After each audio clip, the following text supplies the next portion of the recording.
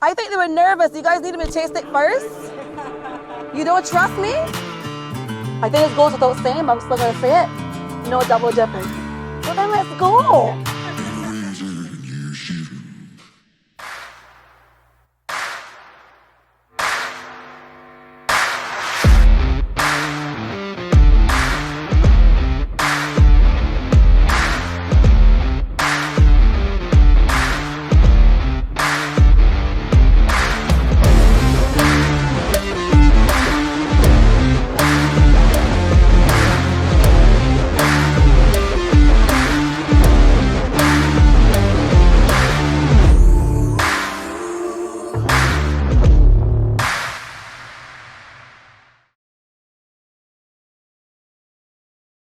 Ahoy Rum Explorers and welcome aboard. I'm Nia and today we're on a rum adventure. Our destination, the legendary Mount Gay Distillery. Established way back in 1703, this is the oldest surviving commercial rum distillery in the world. Mount Gay Rum is made from the finest molasses and water filtered through natural coral. And let me tell you, it's fermented with an exclusively selected yeast that will make your taste buds dance. Then, it's double distilled in copper pot and column stills and aged to perfection in oak barrels. But we didn't just come here to talk about it. We're going to show you the whole process. That's right, we've got our amazing guide Tina taking us through the distillery. You'll see the private well where they source their water, the open air fermentation vats, and the gargantuan pot and column stills that make this rum so special. And let's not forget about Trudy Ann Branker, Mount Gay's first female master distiller, who took us through the barrel theming process. We even got to explore the bond warehouses. It was like heaven on earth. But don't just take our word for it. You've got to come and experience it for yourself. And while you're at it, check out the visitor center that hosts local Bajan events. So cheers to Mount Gay Distillery and cheers to all you rum enthusiasts out there. Hope you enjoy.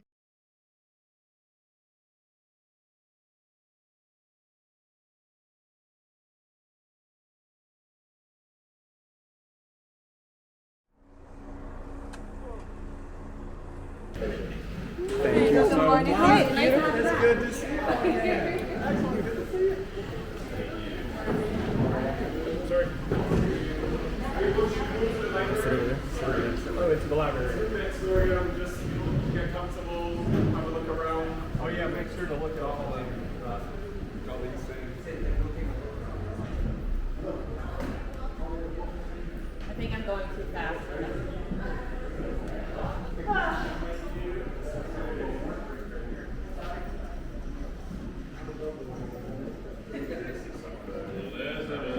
Hello, Shane. Good morning. How are you? Wonderful. Did you have a good night? Cheers.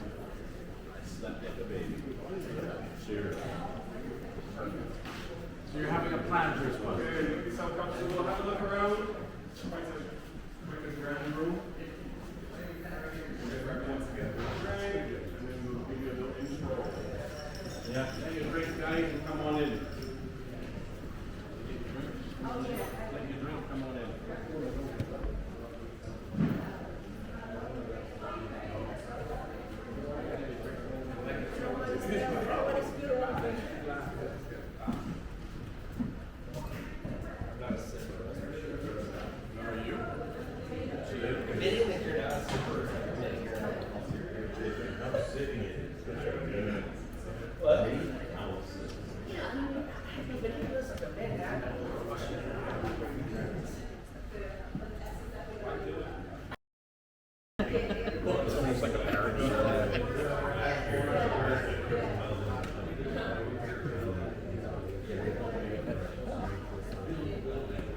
You guys tag me a lot. I'm through VA News. From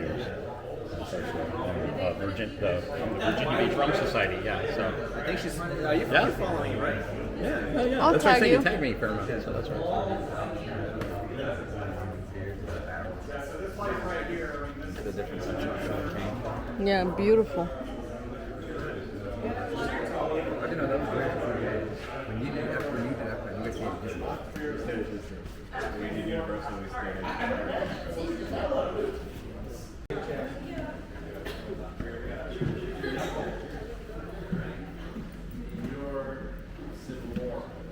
Elisa.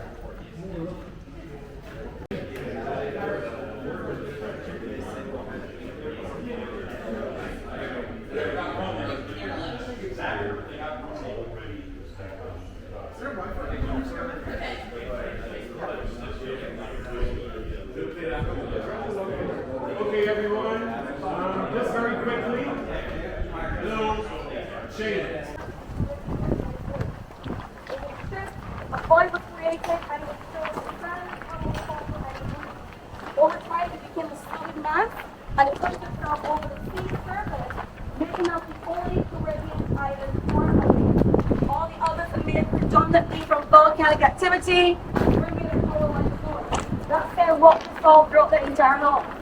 That's why it's porous. When it rains here, it's going to slowly trickle underground.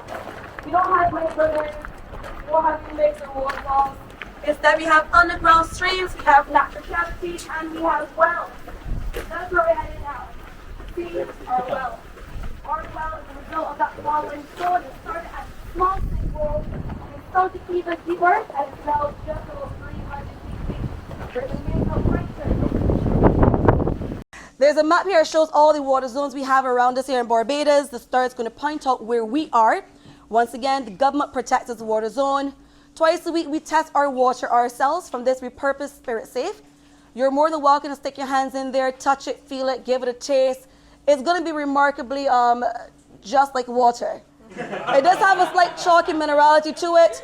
The coral acts as a natural filtration system. So our water in Barbados is 95 to 98% drinkable directly off the surface. Because it is government protected, the Barbados Water Authority, so the government entities, are going to have to come check the water as well.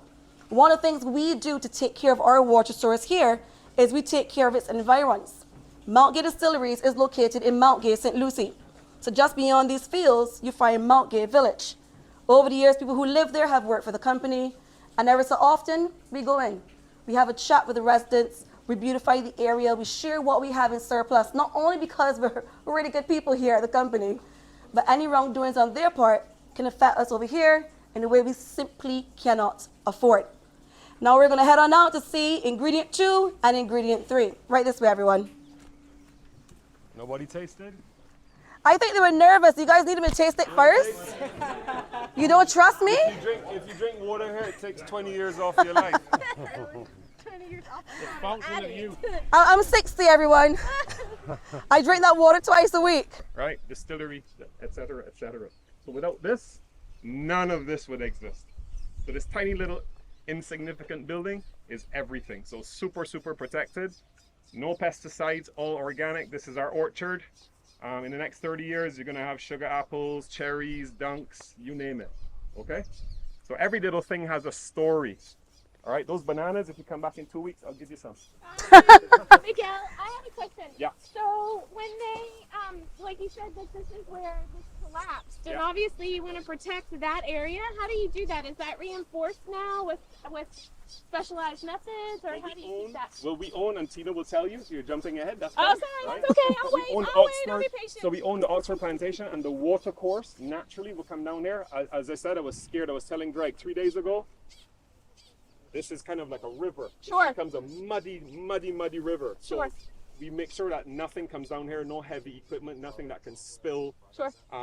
Diesel or any of that stuff. Yeah. And certainly our fields are, some might say, the best kept sugarcane fields in Barbados. Yeah. And we make sure to, every year we reduce, because you can't totally go cold turkey, Yeah. but we reduce by at least 8 to 10% every year on biocides. Okay. And the stuff that does not exist in our ground currently. Okay. So it's not necessarily, we don't have like security or. But or that kind of helps to method. keep like not making sure that like this doesn't collapse. Then It won't. it won't. Yeah. It won't. Yeah, we have geological tests. Okay. And also we have, as Tina would have said, the Barbados Water Authority comes and a guy will actually go down inside and check the integrity of the walls. Oh, neat. Okay. I knew they checked the water. I didn't realize that. Yeah, they need to make sure everything is functioning the way it should. All right, everyone. So Mount Gay dates back to the year 1703 officially, and that's because of a deed that was found with that date. However, deed aside, we were producing rum as early as 1654. Back then, all of this was known as Mount Gilboa. It was owned and operated by the Sober family who lived in the UK. Always, best last name in the world. Best last name, sober every single day. These absentee landlords still lived in the UK, so they needed someone present to be their caretaker. Enter Sir John Gay Rum, who happened to be born into the most influential planter family on the island. At a young age, he became a baronet, appointed by the king as well as a member of parliament. Even went on to found one of our earlier secondary schools for underprivileged boys that carries his last name, Aline. All right, over here, everyone. Now, Sir John Gay Allen would have pretty much redefined the way rum was being made on the island. Before him, they were making a pretty crude version of it called Kill Devil, Rum Bullion, Demon Water, which happens to sound like a lot of fun. And he was able to recraft it into something more palatable. With him being so good at what he did, after he passed, they renamed everything here in his honor. To be noted, just beyond here, if you see that, there's a palm tree that sticks out in the distance. Right next to that, there's a red roof. I'm not sure if you can see the red roof, but that's St. Nicholas Abbey. He would have managed several other estates, including there, and that's where he actually lived. For whatever reason, this is where he took favor, so this is where he put all his thought, all his effort, all his time, all his money. Now, we are heading to see molasses. Molasses is a byproduct of the sugarcane industry. If you're making sugar from sugarcane, you will have molasses being dripped off. In these earlier days, no one quite knew what to do with molasses here in Barbados. So it's a claim that it was dumped at sea, but the barrels full, left laying in ditches on estates and dumped into wells. Until two groups of people discovered what they really needed to do with molasses. Make it into rum. These two groups of people would have been the indentured servants, who were the poor whites from England, Ireland, and Scotland, along with the enslaved Africans. They both had a knowledge of distilling and fermentation. The enslaved Africans were already making wine from different vegetables and fruits. The indentured servants were already producing whiskey. So as the rain fell on that molasses, diluting it, and the wild yeast we have all around us on the island began to attack it, it fermented. As it fermented, they consumed it. As they consumed it, they started to have a bit too much fun while they're at work.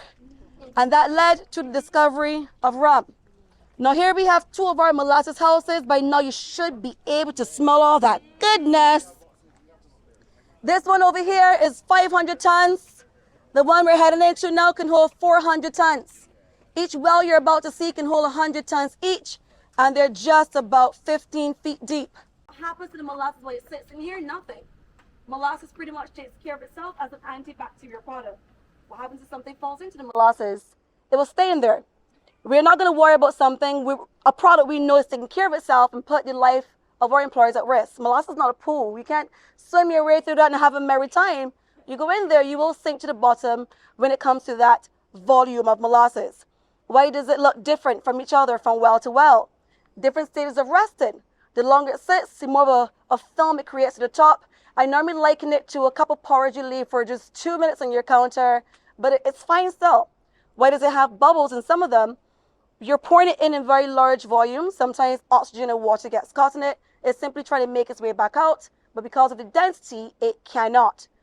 Now, we are going to have to import about 80% of our molasses because we don't have a choice. Barbados no longer grows enough sugarcane to sustain our rum industry, but when we do import, we stick to molasses that has the same quality we will expect continuously. And there's at least one surety when doing that. Barbados owns the only sugarcane breeding facility in the Western Hemisphere. So most Caribbean strains of sugarcane, they actually begin right here, and then they're exported. So when the molasses comes back home, we already know what to look for. You also result in two types of molasses. Our molasses in Barbados is richer in sugar, lower in nutrients. Caribbean molasses is richer in nutrients, lower in sugar. You put those two things together, you now have the perfect base for rum making. We're about to see the last ingredient in a controlled environment, how we put them together, and how this process is going to look. Before we move off, Shane, we have these bricks that some of you may have noticed. Now these bricks would have come in as balances on ships during the early days. So pretty much just to keep your ship stable, you offload them, and then you restock your ship with whatever you were taking back home with you. Whether it be barrels of molasses, barrels of sugar, and then of course barrels of rum. These are always going to carry European names. So any Caribbean island especially that has or had a big plantation system happening, you're definitely going to find these bricks laying around. Do we have any questions?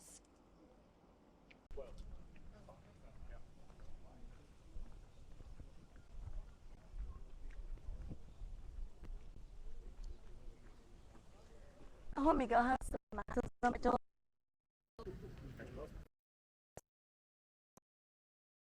Thank you. You're welcome. Here you go. So we are going to grab some sticks. I think this goes without saying, but I'm still going to say it. No double dipping. All right. It's like licorice or treacle. As you try the molasses, please try them separately. What I mean by that, I don't want you to stick the sticks in your mouth at the same time. I want you to taste distinctive difference between both local and Caribbean. So come on up, give it a go, and there's a bin right here to dump them in when you're done. Let's go with the group because I can't keep an eye on everybody. Let's just kind of let them know that it's ethanol in the air, so if anybody feels it, they need to kind of let them know. Got it. Best is to keep it safe. I got it. Usually I have my eyes, but it's quite large. Gotcha. How you doing? Just right. People get Just bougie, right. but they don't want to get bitter. Oh, really? Yeah. So the CO2 being released from the vats, so you don't know. By the time you know, it's too late. So once you tell people, because if you do feel it, like as humans, we don't want to admit that we're feeling it.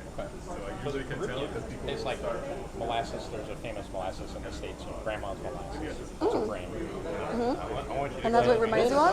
the local, you know what it tastes like?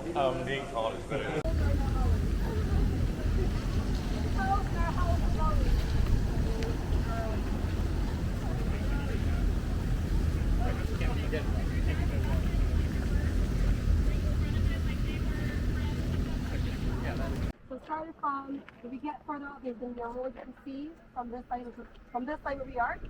Right here we have our manager's house, the only employee who lives on site. And right to around these little trees here all belongs to Mount Gay. So we do also emphasize a lot on crop rotation, sure people got nutrients for the soil. Now if we harvest our sugarcane, we're going to grow some short-term crop to put the nutrients back in. What we also do is we have a dedicated plot of land to just for food. Mount Gay is very much into the CSR initiatives and making sure staff eats well. So that food field is just for staff. We have a local farmers market going on, and that way we know we're eating organic. We know we put into our field. Now during distillation, you're going to get 3 parts: heads, hearts, tails.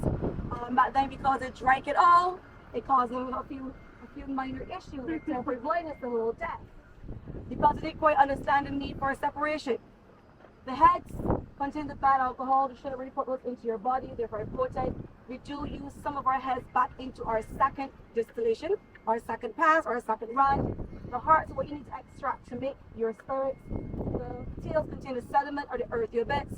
We use our tails back, we call it vinasse, and that is what we use as a safer version of fertilizer for those fields.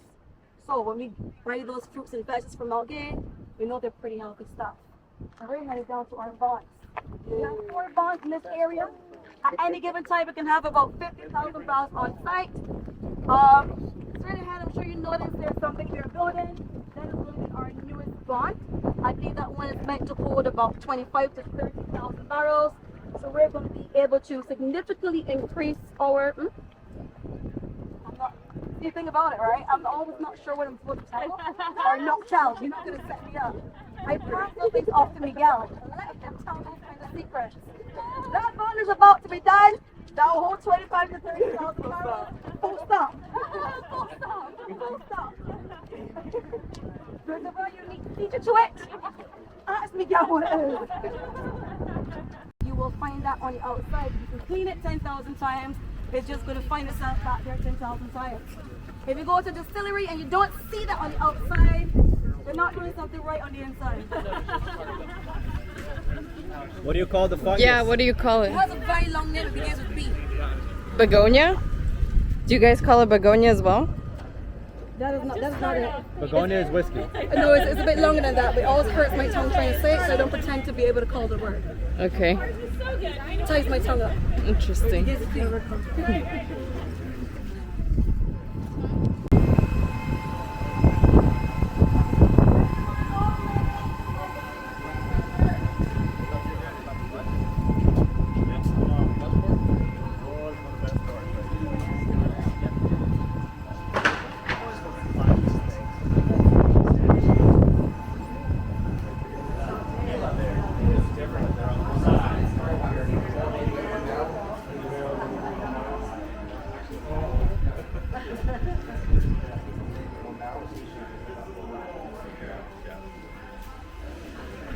So high, so you can only store so many.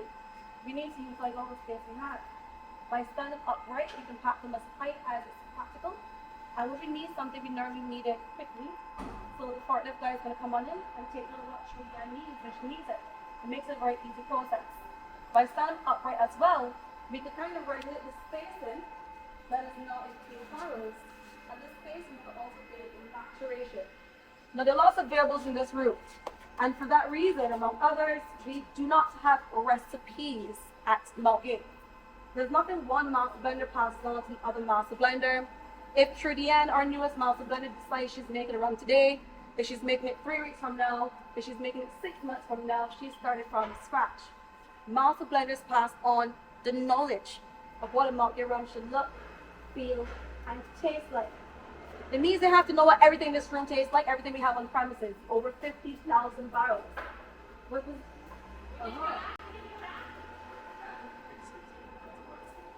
Miguel from Stragglers.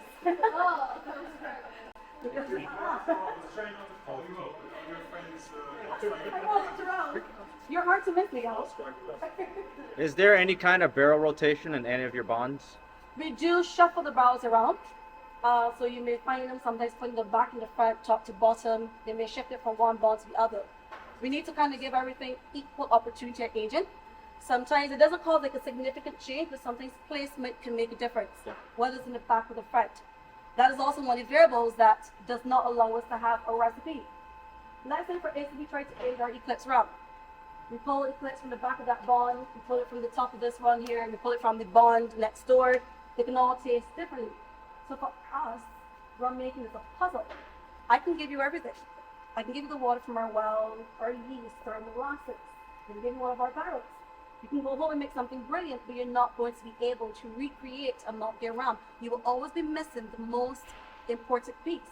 You're missing our master blender and their knowledge of crafting what a Mount Gay rum should feel and taste like. When it's time to make a rum, they're not looking for that particular rum in that cask, they're looking for the rum's characteristics. They're looking for that mocha, that vanilla, that citrus, to put those things back together again to give you that particular blend of rum. Say it again, Tina. Character, the measure of a man or a woman, not their age. When you walk through these doors, the term age becomes irrelevant. It's almost like, I don't want to say we're brainwashing you, but you have to unlearn everything you've been taught, which is recipe driven. How much, how high, how tall. Those questions that start with how, disappear out the door. This literally is, we blend the batch, and we try to recreate it in the next batch. And then the next batch is reflected in that. Okay? It's completely madness. This is, what's the place in between heaven and hell? Purgatory. Purgatory. So this is kind of like purgatory, where you don't know how it's going to go. And literally, these barrels are sitting side by side, they're exposed to the same atmospheric pressure, the same temperature, the same fluctuations evening to morning. 5 years later, we open them up, the levels will be different. The flavors will be different. Let's take a step further. This one's here for 10 years, this one's here for 5. We open them up. This one tastes more mature, despite being half the age.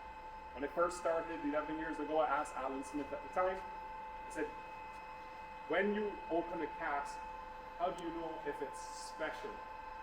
And he said, they're all special. They all go into the place. Okay? I figured he was going to say that. But he said, and I'm sharing this with you, Remeliers, every now and again you get a cask that has a green meniscus when you pour it into the sample. It's an anomaly, it's just nature doing what nature does. And I said to him, well, what does that mean? It's accelerating. So it's further ahead than it should be. So the obvious question was, well, where are they? Because we surely put those on the side, right? We don't. Because that unique cask then has the characteristics of a 25-year-old, and those 200 liters can now compensate for 20 casks. Okay? K-I-S. Keep it simple. Okay? But in that simplicity, it's incredibly complex. Alright? Because you really don't know what's going inside. Of course, after about 3 centuries, you start to have an idea. Alright? So it's not random at all, but it's down to nature, and we never struggle and fight nature. We let nature run its course. With that, We have very, very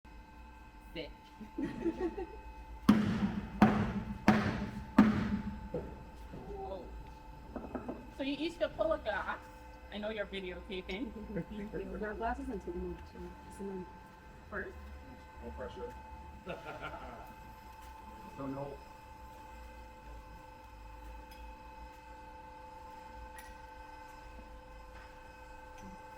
And if you can resist, don't take If you may, I can. I say that because exactly. So, which one?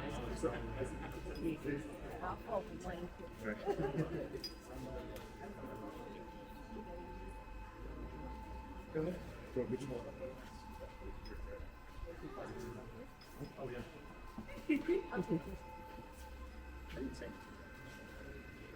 So nice to see you. Thank you, yes. Session for us on one of our monthly calls, and that was Thank awesome. you. So nice to be able to learn more.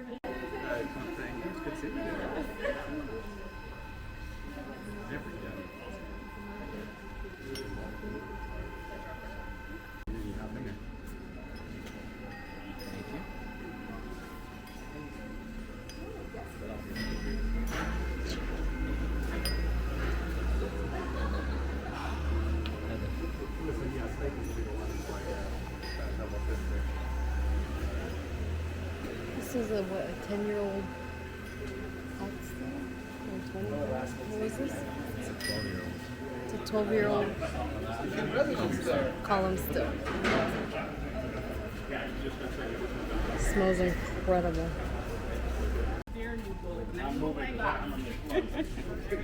Move your feet to. Got it. Sorry.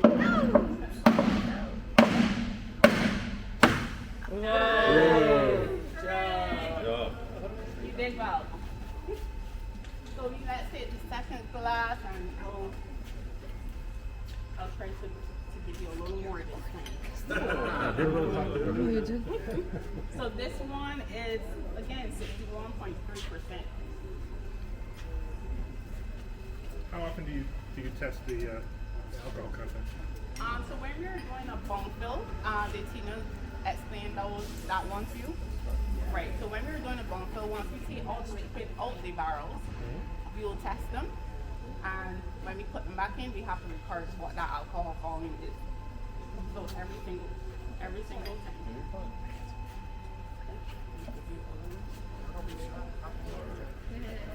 Come on down.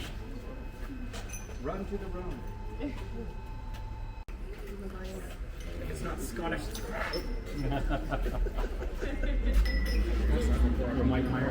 That's what the set it. I'm gonna get to this. Thank you.